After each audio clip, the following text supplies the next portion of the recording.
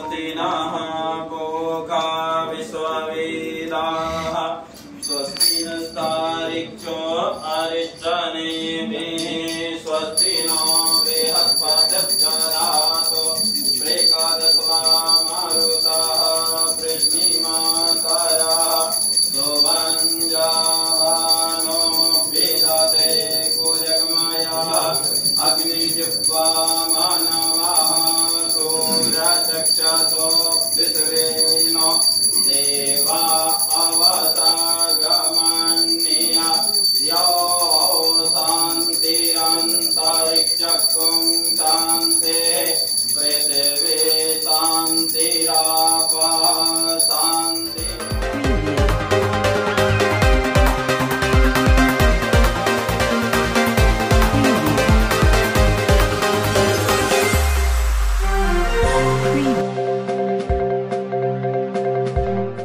नमस्कार, स्वागत है आपका। आप देखना शुरू कर चुके हैं इन्फोपोस्ट न्यूज।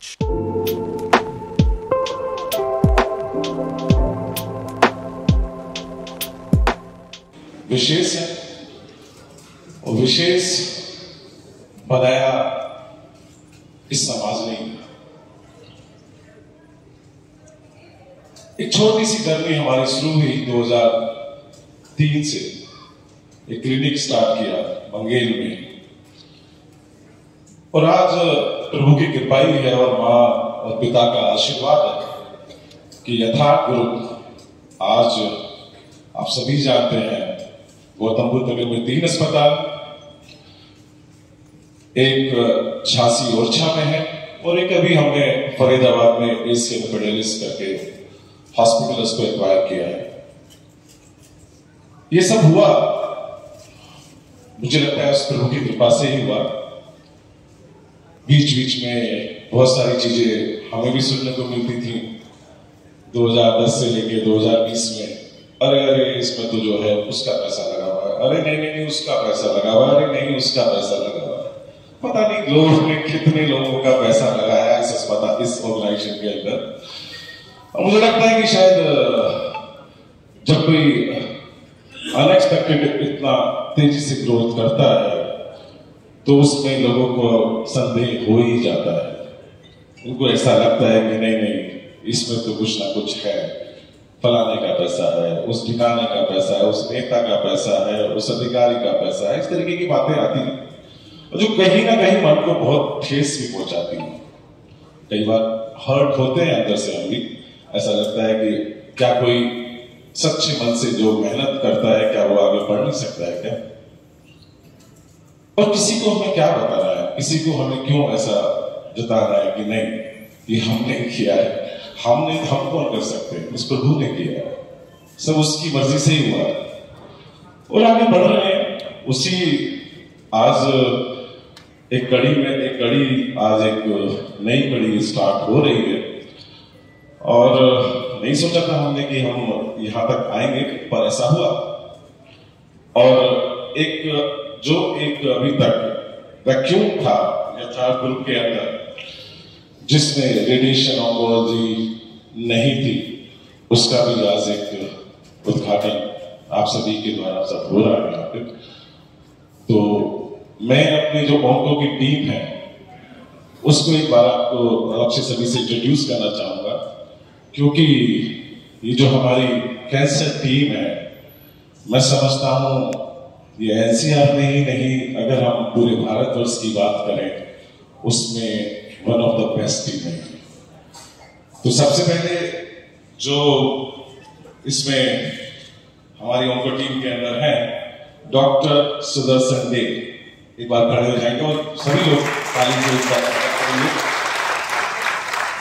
आप ग्रुप डायरेक्टर हैं रेडिएशन ऑन्कोलॉजी के और आप देख ही सकते हैं, समझ सकते हैं कि कितना अनुभव विपक्ष ने जेल में रह रहे अपने दोनों मुख्यमंत्री साथियों अरविंद केजरीवाल और हेमंत सोरेन के लिए 2 खाली कुर्सियां छोड़कर या फिर उनकी गैरमौजूदगी में उनकी पत्नियों सुनीता केजरीवाल और कल्पना सोरेन के संबोधन के जरिए एक इमोशनल कनेक्ट बनाने की कोशिश की।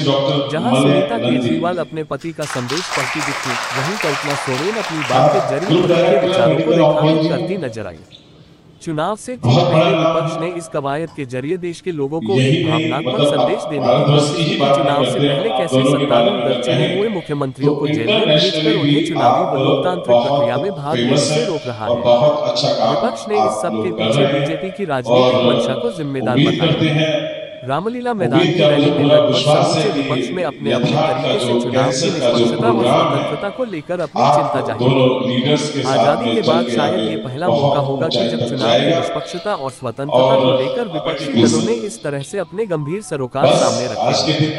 यहाँ तक इमरजेंसी में इंदिरा गांधी कांग्रेस को तानाशाह और मनमानी करने वाली सरकार करार देने वाले विपक्ष ने इमरजेंसी के बाद हुए चुनाव में चुनावी निष्पक्षता को लेकर ऐसे सरोकार नहीं जताए। कांग्रेस के पूर्व अध्यक्ष राहुल गांधी ने जहां मैच फिक्सिंग का उदाहरण देते हुए मौजूदा चुनाव में निष्पक्षता को लेकर अपनी आशंका जाहिर की, तो वहीं दूसरी ओर अखिलेश यादव, उद्धव ठाकरे, शरद पवार, तेजस्वी यादव, सीताराम येचुरी व मल्लिकार्जुन खड़गे जैसे नेताओं ने चुनाव से पहले 2 चुने हुए मुख्यमंत्रियों को जेल भेजने का मुद्दा उठाते हुए संकेत देने की कोशिश की कि इस चुनाव में विपक्षी दलों को किस तरह से प्लेइंग फील्ड मिलने से रोका जा रहा है। इतना ही नहीं, विपक्ष की ओर से बीजेपी के 400 पार के लक्ष्य को हासिल करने के लिए बीजेपी द्वारा की जा रही कोशिशों को लेकर भी चिंता जताई गई।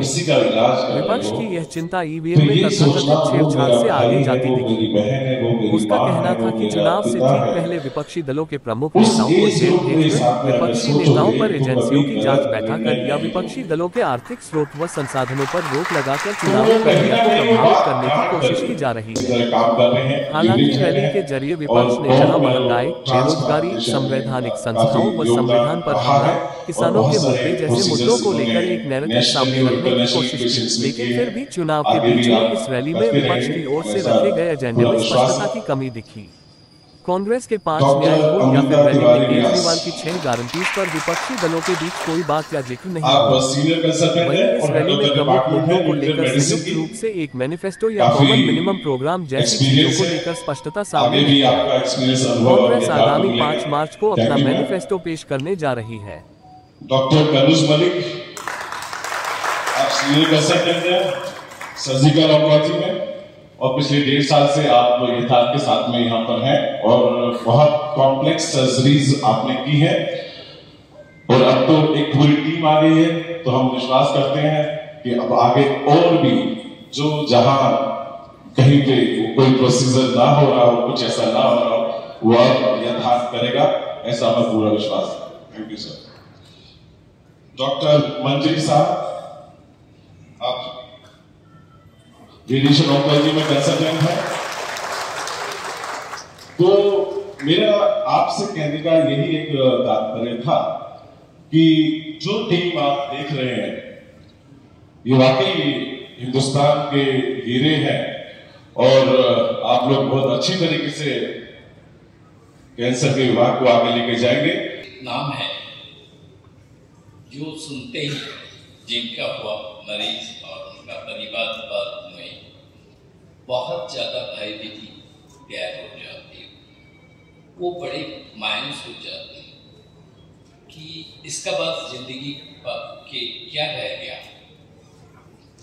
मैं जस्ट 40 साल पहले की बात, जब हम लोग ऑल इंडिया इंस्टीट्यूट में कर रहे थे इसी कैंसर की पोस्ट ग्रेजुएशन, मुझे अभी भी याद है मेरा कलीग हंसते हुए बोलते थे, कैंसर नो आंसर। और these medicines आज दुनिया में काफी प्रोग्रेस कर रहे हैं और ये सारे एडवांस मेडिसिन से इलाज आज इस हॉस्पिटल में भी होता है। And in the last 2 years, I have seen the hospital grow, and along with that, the Department of Oncology also grow.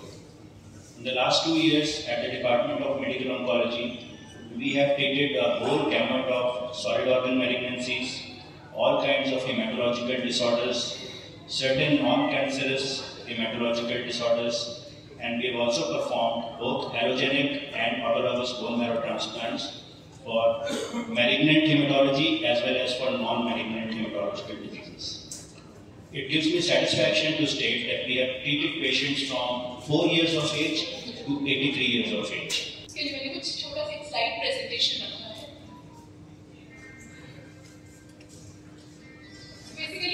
Concealed source of radio activity हम यूज करते हैं, पेशेंट को इंजेक्ट करते हैं, उससे इमेजिंग करते हैं और यदि जरूरत पड़े तो थेरेपी भी देते हैं।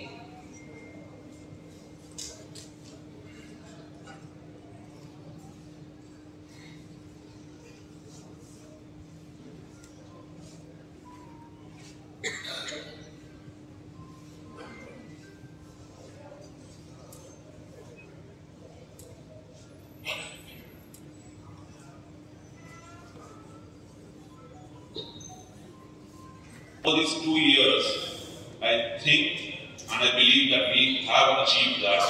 As far as I am concerned about surgical oncology, we are giving the best of the best care to our patients. Over the last 2 years, we have done a variety of surgeries from head to toe.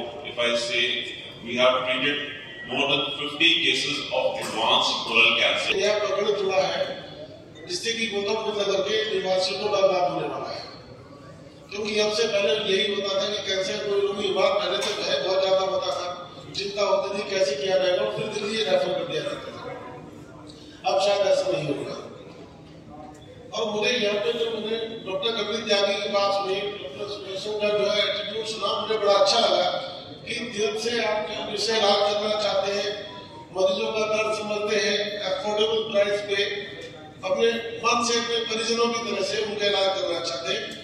और जैसे सभी हमारे oncology की team ने अपने जो प्रस्तुतिकरण किया, उससे मैं पूरी तरह आश्वस्त हूँ कि यहाँ पे जो भी मैक्सिमम वर्ड का स्टैंडर्ड होगा उस हिसाब से ट्रीटमेंट होगा, उस हिसाब से रिजल्ट में मिलेगा। तो मैं आप सबको बधाई देता हूँ कि आप जो है बहुत अच्छा इसमें करें। जितने भी रोगी आपके पास है उनको कम से कम पैसे में ये करें। साथ में मेरा अनुरोध ये भी रहेगा, जो प्रशासन है ये डॉक्टर कपिल त्यागी से कि आप उसको यदि हो सके तो आयुष्मान भारत से भी जोड़ने या खर्च करें, तभी देखिए आप जनता को लाभ होगा, है ना। अभी लोग तो कहीं भी ला सकते हैं, गरीबों के लिए केवल हम है या आपका आयुष्मान है जिससे आप भी जोड़ सकते हैं। ठीक है, ज्यादा मैं नहीं कहना चाहूंगा। इसकी एक्चुअली शुरुआत 2 साल पहले हुई। 2 साल पहले हमें लगा कि एक फुल टाइम मेडिकल ऑन्कोलॉजिस्ट और फुल टाइम सर्जिकल ऑन्कोलॉजिस्ट की इस क्षेत्र को, इस एरिया को जरूरत है।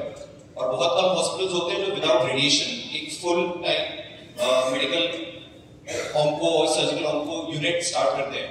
बट हमें ऐसा लगा उस समय कि शायद इस क्षेत्र में, इस एरिया में रिक्वायरमेंट है। और पूरे नोएडा, ग्रेट नोएडा के जो हमारे बाकी जो दोनों हॉस्पिटल्स हैं वहां पे भी लोगों को एक यथार्थ उम्मीद थी कि कैंसर का इलाज शुरू हो और शुरू जल्द से जल्द करा जाए।